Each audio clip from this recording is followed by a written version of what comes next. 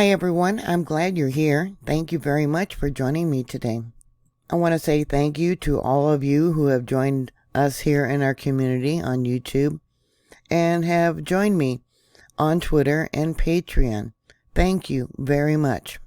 One of those in our YouTube community, you know who you are, thank you, gave me a heads up about what's going on just outside of Minneapolis, Minnesota.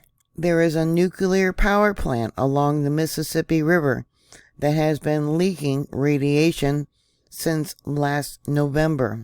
Because of the rising levels of radiation, they are being forced to notify the public.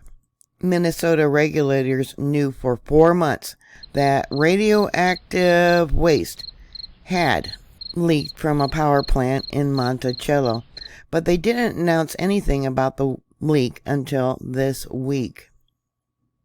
This would definitely raise concerns about public safety and transparency, but industry experts said Friday there was never a public health threat.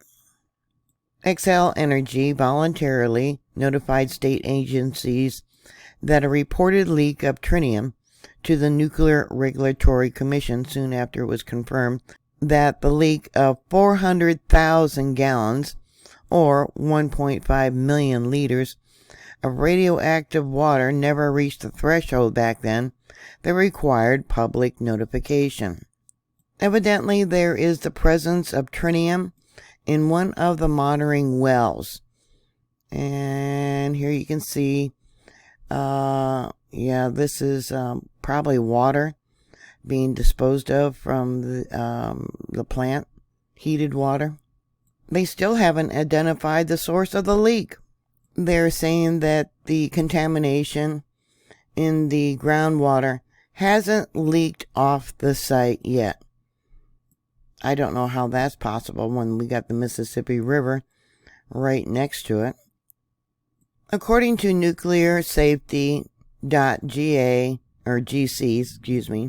CA Canada, it says here the health effects are low.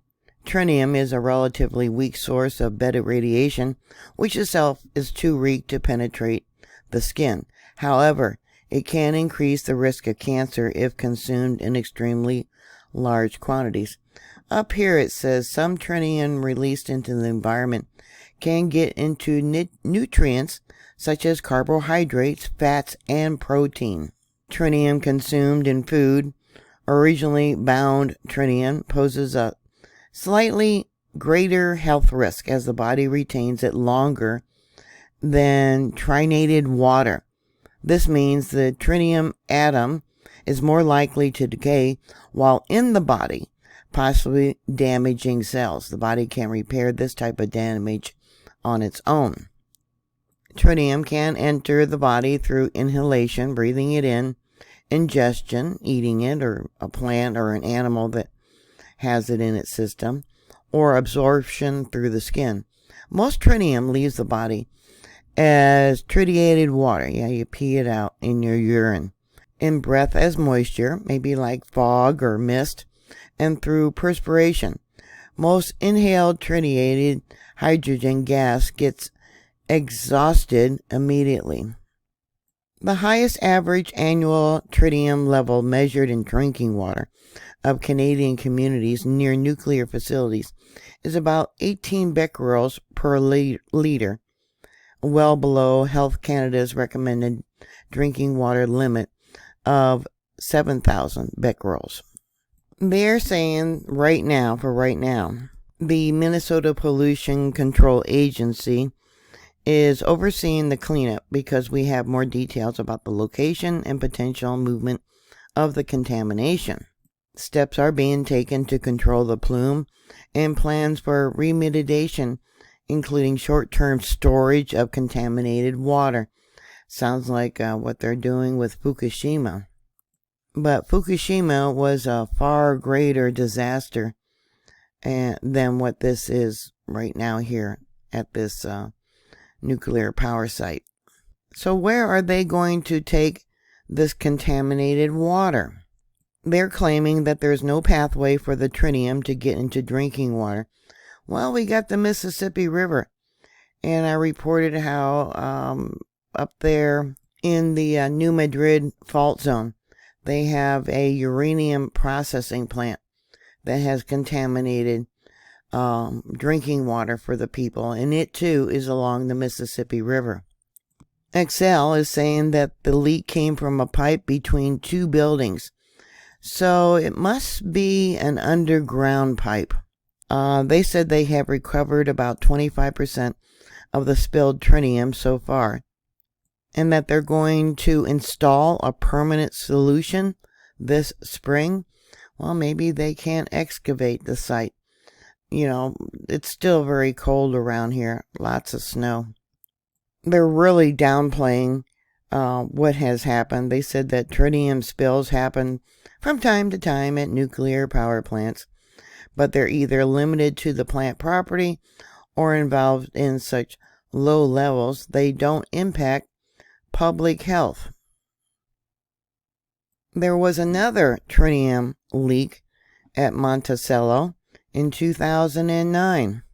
This power plant is about 35 miles northwest of Minneapolis, upstream from that city on the Mississippi River. So let's check this out. Okay, here we got the Mississippi River, and let's go to Minneapolis. Let's see where that is at. Look at all the communities in between right there, and they're only worried about or notifying because of Minneapolis. Being upstream, I don't think they have to worry so much, but I would worry if I was living downstream. So let's see what we got here downstream from this plant.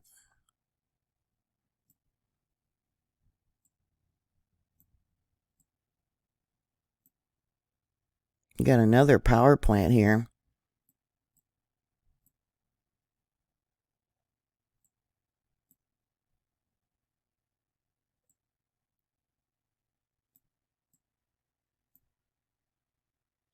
Yeah, once it gets into the Mississippi River here, it looks like the largest town would be Clearwater,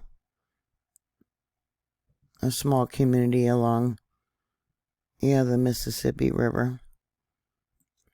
I think people need to know when there's a problem, not, waiting until it reached a certain level where, they're forced to notify people. As soon as there was notification of a leak, I probably would have gone out and got bottled water.